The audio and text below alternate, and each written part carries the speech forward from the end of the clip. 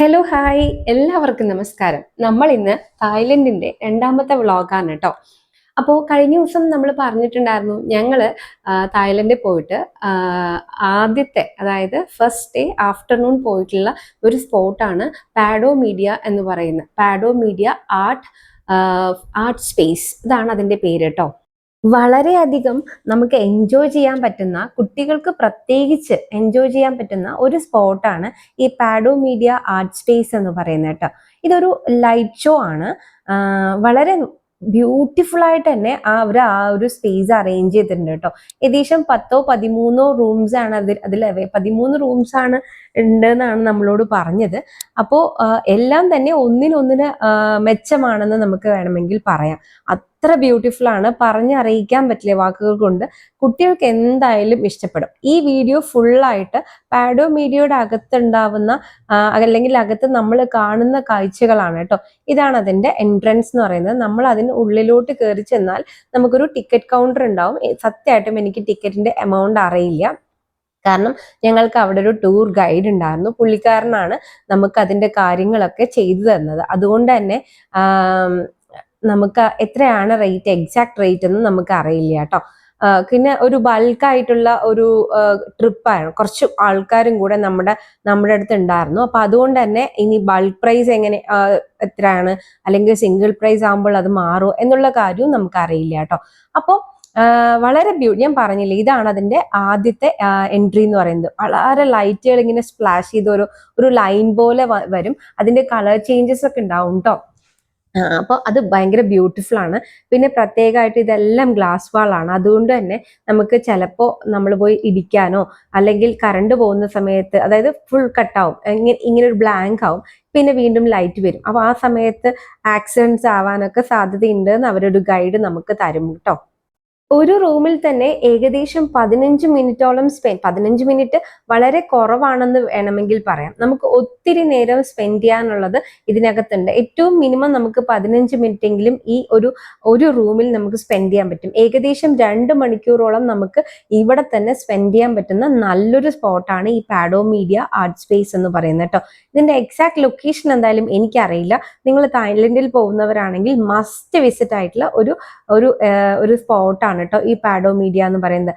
അത് കഴിഞ്ഞു കഴിഞ്ഞാൽ പിന്നെ വരുന്നത് ഈ ഫ്ലോറൽ ഒരു തീമിലുള്ള റൂമാണ് കേട്ടോ. അതായത് അവിടെ ഇങ്ങനെ കുറെ പൂക്കൾ, അതായത് വെറൈറ്റി ഓഫ് പൂക്കൾ ഇങ്ങനെ മാറിക്കൊണ്ടിരിക്കും. താഴെയൊക്കെ ഫ്ലോറൽസ് വീഴുന്ന പോലെ ആയിരിക്കും ഉണ്ടാവുക. നമ്മൾ നടക്കുന്ന അവിടെ ചെറുതായിട്ടൊരു ഗ്യാപ്പ്, എയർ ഗ്യാപ്പ് പോലെ ഫീൽ ചെയ്യുകയും ചെയ്യും. ഇതുപോലെ ഇങ്ങനെ വട്ടത്തിൽ പൂക്കൾ തെന്നി മാറുന്ന പോലെ നമുക്കൊരു ഫീൽ ഉണ്ടാവും. പിന്നെ കുറച്ച് സമയം കഴിയുമ്പോൾ ഈ പൂക്കൾ ഇങ്ങനെ ഷിഫ്റ്റ് ആവും, ഇങ്ങനെ ചേഞ്ച് ആവും. അതും കാണാൻ വളരെ ബ്യൂട്ടിഫുൾ ആണ്. ഓരോ ഷിഫ്റ്റും കാണാൻ വളരെ മനോഹരമാണ് ഇതിന്റെ ഈ റൂം എന്ന് പറയുന്നത്. അപ്പോൾ ഞാൻ ഇനി പാഡോ മീഡിയയുടെ ഓരോ റൂമിനെ കുറിച്ചും പറയുന്നില്ല, എങ്കിലും പ്രത്യേകം പറയാനുള്ളത് ഇതെന്ന് പറയുന്നത് മസ്റ്റ് വിസിറ്റ് ആയിട്ടുള്ള ഒരു പ്ലേസ് തന്നെയാണ്. പ്രത്യേകിച്ച് നിങ്ങൾ കുട്ടികളുടെ കൂടെ വരികയാണെങ്കിൽ നിങ്ങൾക്ക് ഇത് വളരെ വെർത്താണ് എന്ന് തന്നെ പറയാട്ടോ. നോർമലി ഞാൻ യാത്ര ചെയ്യാൻ ആഗ്രഹിക്കുന്നത് ഒരു സ്ഥലം കാണുക, വെരി നെക്സ്റ്റ് അടുത്ത ഒരു ടൈറ്റ് ഷെഡ്യൂളിൽ വേറൊരു സ്ഥലത്തോട്ട് പോവുക, അവിടെയുള്ളത് കാണുക. ഇങ്ങനെ എനിക്ക് സത്യം പറഞ്ഞാൽ യാത്ര ചെയ്യാൻ താല്പര്യപ്പെടുന്ന ഒരാളല്ല ഞാൻ. വളരെ പീസ്ഫുൾ ആയിട്ട്, എനിക്ക് റിലാക്സ്ഡ് ആയിട്ട്, എന്ന് വെച്ചാൽ ഒരു ദിവസം ഒരു സ്പോട്ട് കണ്ടാൽ മതി, ഞാൻ ഓക്കെ ആണ്. എനിക്ക് ആ ഒരു സ്ഥലത്ത് പോയി എല്ലാം കാണണം എന്ന് പറയുന്ന ഒരു മെന്റാലിറ്റി ഉള്ളൊരു വ്യക്തി അല്ല ഞാൻ ബേസിക്കലി. എനിക്ക് അവിടെ പോയിട്ട് അവിടുത്തെ വെറൈറ്റി ഓഫ് ഫുഡ് ടേസ്റ്റ് ചെയ്യാൻ, ട്രൈ ചെയ്യാൻ എനിക്ക് ഭയങ്കര ഇഷ്ടമാണ്. അത് കുറച്ചുകൂടെ ഞാൻ വീട്ടിൽ നിന്നെല്ലാം ഇങ്ങനെ എന്താ പറയാ, അതിന്റെ റിസർച്ച് ഒക്കെ ചെയ്തിട്ട് പോകും. ഏതാണ് കഴിക്കേണ്ടത്, എന്താണ് അതിന്റെ ടേസ്റ്റ്, എന്താണ് അതിന്റെ രുചി. കാരണം നമ്മൾ അവിടെ പോയി മേടിക്കുമ്പോൾ നമുക്ക് കാശ് പോവാൻ പാടില്ലല്ലോ. അപ്പൊ അതുകൊണ്ട് തന്നെ ഓരോ ഫുഡും എന്ത് ടേസ്റ്റ് ഉള്ളതാണ്, അല്ലെങ്കിൽ ആർക്കൊക്കെയാണ് അത് ഇഷ്ടാവുക എന്നുള്ള തരത്തില് ഞാനത് റിസർച്ച് ചെയ്തിട്ട് പോവാറുണ്ട്. അതിനപ്പുറത്തേക്ക് വളരെ പീസ്ഫുൾ ആയിട്ട് ഒരു റിസോർട്ടിൽ അവിടുത്തെ പൂളും അല്ലെങ്കിൽ അവിടുത്തെ ചെറിയ പാർക്കുകളും അല്ലെങ്കിൽ അത് മാത്രം എൻജോയ് ചെയ്തിരിക്കാനും എനിക്ക് വളരെ ഇഷ്ടമാണ്. പിന്നെ ഈ തായ്ലൻഡ് ട്രിപ്പ് എന്ന് പറയുന്നത് ഞങ്ങളുടെ ഒരു 5 നൈറ്റ്സും 6 ഡേയ്സും ആയിരുന്നു. അതായത് ലിറ്ററലി 1 വീക്കാണ് നമുക്ക് തായ്ലൻഡ് ട്രിപ്പ് നമ്മൾ എടുത്തിട്ടുണ്ടായിരുന്നത്. ഒരു ടൂർസ് ആൻഡ് ട്രാവൽസിലൂടെയാണ് എടുത്തിട്ടുണ്ടായിരുന്നത് കേട്ടോ. അപ്പൊ അതിന്റെ റേറ്റും കാര്യങ്ങളൊന്നും ഞാൻ പറയുന്നില്ല. ഏകദേശം എന്തായാലും 50+ എമൗണ്ട് നമുക്ക് പോവാൻ ആയിട്ടുണ്ട്. 50+ കമ്പൽസറി നമുക്കൊരു 60+ ഒക്കെ ആയിട്ടുണ്ട് കേട്ടോ. പിന്നെ അവിടുത്തെ എക്സ്പെൻസ് എന്ന് പറയുന്നതും ഏകദേശം 50 ഉണ്ട്. നമ്മള് കാർഡ്സും അതുപോലെ തന്നെ ക്യാഷ് ആയിട്ട് തന്നെ ഒരു 35,000 നമ്മൾ ചേഞ്ച് ചെയ്തായിരുന്നു. 35,000 ചേഞ്ച് ചെയ്ത് കഴിഞ്ഞാൽ നമുക്ക് ഏകദേശം കിട്ടുന്നത് 12,000 ബാത്താണ് കിട്ടുന്നത്. അവിടുത്തെ കറൻസി ബാത്താണ്. അപ്പോൾ 1 റുപ്പി എന്ന് പറയുന്നത് 3 ബാത്ത് എന്ന് പറയുന്നതാണ് 1 റുപ്പി. അപ്പോൾ നമുക്കൊരു 12,000 റുപ്പീസ് ഒക്കെ നമുക്ക് കിട്ടിയായിരുന്നു. അതും നമുക്ക് ലാസ്റ്റ് ആയപ്പോൾ നമ്മളെല്ലാം തീർത്തിട്ടാണ് വന്നിട്ടോ, ബാക്കിയൊന്നും ഉണ്ടാവുന്നില്ല. പിന്നെ കാർഡിൽ നിന്നും നല്ലോണം പൈസ വിഡ്രോ ചെയ്തിട്ടുണ്ടായിരുന്നു. അപ്പോൾ ഇതാണ് അതിന്റെ ചെലവ് വരുന്നത്. പിന്നെ യാത്ര ചെയ്തതെന്ന് പറഞ്ഞാൽ ഞാനും ഹസ്ബൻഡും മോളും മാത്രമായിട്ടാണ് യാത്ര പോയത്.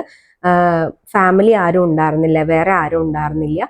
അപ്പോ അതിലെനിക്ക് പേഴ്സണലി അതിൽ കിട്ടിയൊരു ഫീൽ എന്താന്ന് വെച്ചാൽ, ഞാൻ പൊതുവെ ഷോർട്ട് ടൈപ്പിലുള്ള ഡ്രസ്സുകളെല്ലാം ഇടാൻ ആഗ്രഹിക്കുന്ന അല്ലെങ്കിൽ ഇടുന്ന ഒരാളാണ്. അതെന്റെ പേഴ്സണൽ സ്പേസുകളിലാണ് ഞാൻ ഇടാറുള്ളത്. ഫാമിലിക്ക് അത് അത്ര അങ്ങോട്ട് ബോധിക്കോ എന്നുള്ള ഒരു കൺഫ്യൂഷൻ എനിക്ക് എല്ലായ്പ്പോഴും ഉണ്ടാവാറുണ്ട്. അതുകൊണ്ട് തന്നെ ഞാൻ അത്തരത്തിൽ ഒരു ഷോർട്ട് ഡ്രസ്സുകളൊന്നും ഫാമിലിയുടെ കൂടെ ആകുമ്പോൾ ട്രൈ ചെയ്യാറില്ല. അപ്പൊ ഇപ്രാവശ്യത്തെ യാത്രയിൽ എനിക്ക് എന്തും ഇടാം, എവിടെയും എന്താ പറയാ, എവിടെ കൂടെ വേണമെങ്കിലും അതിട്ട് നടക്കാം എന്ന് വെച്ചാൽ, മീൻസ് റൂമിനകത്ത് മാത്രമല്ലാണ്ട് നമുക്ക് പുറത്തു പോകുമ്പോഴും ഷോർട്ട് ഡ്രസ്സുകളൊക്കെ ഇട്ടിട്ട് പോവാം എന്ന് പറയുന്ന ഒരു ഒരു ഒരു ഫ്ലെക്സിബിലിറ്റി ഉണ്ടായിരുന്നു നമ്മൾ മാത്രം ഉണ്ടായിരുന്ന സമയത്ത്. അതുപോലെ തന്നെ നമ്മുടെ എക്സ്പ്രഷൻസ്, ഇമോഷൻസ് ഒക്കെ നമുക്ക് പബ്ലിക്കലിയും തുറന്നു കാണിക്കാൻ പറ്റുന്ന ഒരു യാത്രയായിരുന്നു ഇപ്രാവശ്യത്തെ എന്ന് പറയുന്നത് കേട്ടോ. മറ്റേത് ഫാമിലിയോടെ പോകുന്ന സമയത്ത് അവരും കൂടി ഉണ്ടാവുമ്പോൾ നമ്മൾ എങ്ങനെയാണോ, പിന്നെ നിങ്ങൾ എല്ലാവരും ചിന്തിക്കും അതെന്താ നിങ്ങൾ നിങ്ങളായിട്ട് തന്നെയല്ലേ ഇപ്പോൾ വീട്ടിലിരിക്കുന്നതെന്ന്. എത്രയൊക്കെ പറഞ്ഞാലും നമ്മുടെ റൂമിനകത്ത് ഉണ്ടാവുന്ന നമ്മളായിരിക്കില്ല നമ്മൾ റൂമിന് പുറത്തിറങ്ങുമ്പോൾ ഫാമിലിയുടെ കൂടെ ഇരിക്കുന്ന ഒരാൾക്കാരാണെങ്കിൽ. അപ്പോ ഞാൻ അങ്ങനെയാണ് കേട്ടോ. നിങ്ങൾ എല്ലാവരും അങ്ങനെയാണെന്ന് ഞാൻ വിശ്വസിക്കുന്നില്ല.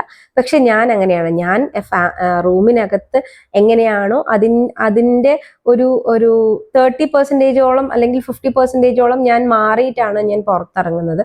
എൻ്റെ ഡ്രസ്സിങ് ആണെങ്കിലും എൻ്റെ ഇമോഷൻസ് ആണെങ്കിലും അല്ലെങ്കിൽ എൻ്റെ കുട്ടിത്വം ആണെങ്കിലും എല്ലാം ഞാൻ അതൊരു 50% കുറച്ചുകൂടെ മാറിയിട്ടാണ് ഞാൻ കാണിക്കാറുള്ളത് കേട്ടോ.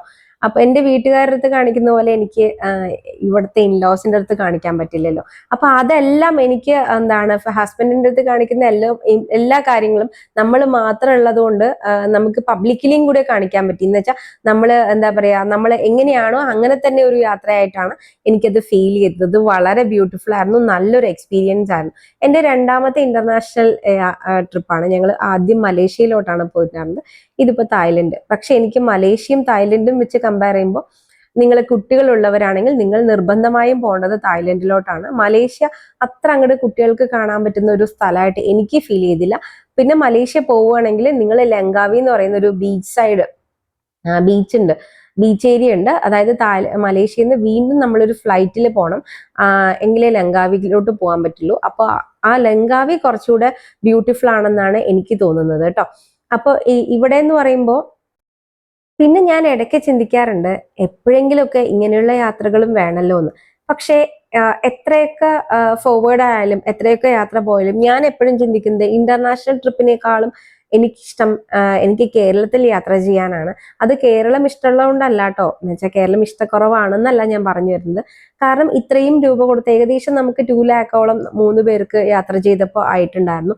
ഈ 3 lakhs റുപ്പീസ് കൊടുത്തിട്ട് നമുക്ക് ഒരു യാത്ര പോകുന്നതിനേക്കാൾ ആ രൂപ ഉണ്ടെങ്കിൽ നമുക്ക് കേരളത്തിൽ എന്തോരം സ്ഥലങ്ങൾ കാണാമല്ലോ അല്ലേ? അപ്പൊ എന്തോരം എക്സ്പ്ലോർ ചെയ്യാം. ഞാൻ അങ്ങനെയാണ് ചിന്തിക്കാറുള്ളത്. എന്റെ ചിന്താഗതി ശരിയാണെന്ന് ഞാൻ പറയുന്നില്ല, പക്ഷെ എനിക്ക് വളരെ ബഡ്ജറ്റ് ഫ്രണ്ട്ലി ആയിട്ടുള്ള, അതായത് വലിയ എക്സ്പെൻസ് ഒന്നും ഇല്ലാത്ത യാത്രകളാണ് എനിക്കിഷ്ടം. നമ്മള് അൾട്ടിമേറ്റ്ലി യാത്ര പോയാൽ എന്താണ് കാണുക, അല്ലെങ്കിൽ എന്താണ് നമുക്ക് അവിടെ നിന്ന് കിട്ടേണ്ടത് എന്ന് ഞാൻ ചിന്തിക്കുന്നത് ഹാപ്പിനെസ് ആണ്.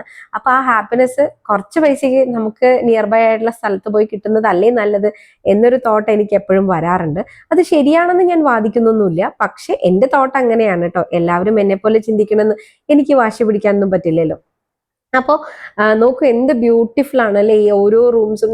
ഞാൻ ഇത് പറയുന്നതിന്റെ കൂട്ടത്തിൽ ഇതിന്റെ വിഷ്വൽസും കാണുന്നുണ്ടാവും. പിന്നെ എനിക്കൊരു പരിമിതി ഉണ്ട്, എനിക്ക് വിഷ്വൽസ് എടുക്കുന്നതിന് ഒത്തിരി ലിമിറ്റേഷൻസ് ഉണ്ട്. ഞാൻ കണ്ടിന്യൂസ് ആയിട്ട് മൊബൈലും കൊണ്ട് ഇങ്ങനെ വീഡിയോ എടുക്കുകയാണെങ്കിൽ എൻ്റെ കൂടെ ആരാണെങ്കിലും അവർ പറയും എത്ര നേരമായി ഈ മൊബൈലും കൊണ്ട് നടക്കുന്നു, അത് എടുത്ത് വെക്കുമോ എന്ന് പറയും. കാരണം അവർക്ക് ഡിസ്കംഫർട്ട് ആയ ഒരു മൊമെന്റ് കിട്ടിയില്ലെങ്കിൽ അപ്പൊ തന്നെ എൻ്റെ വീഡിയോ ഷട്ട് ഡൗൺ ആയിരിക്കും. പിന്നെ എനിക്ക് വേറൊരു പരിമിതി എന്താ വെച്ചാൽ എനിക്ക് വളരെ ബ്യൂട്ടിഫുൾ ആയിട്ടൊരു വീഡിയോ എടുക്കാൻ അറിയില്ല. അതിന്റെ ആംഗിളും അപ്പേർച്ചറും ഒന്നും എനിക്ക് അറിയില്ല. അപ്പൊ അതുകൊണ്ട് തന്നെ എൻ്റെ വീഡിയോസിന് പരിമിതി ഉണ്ടാവും.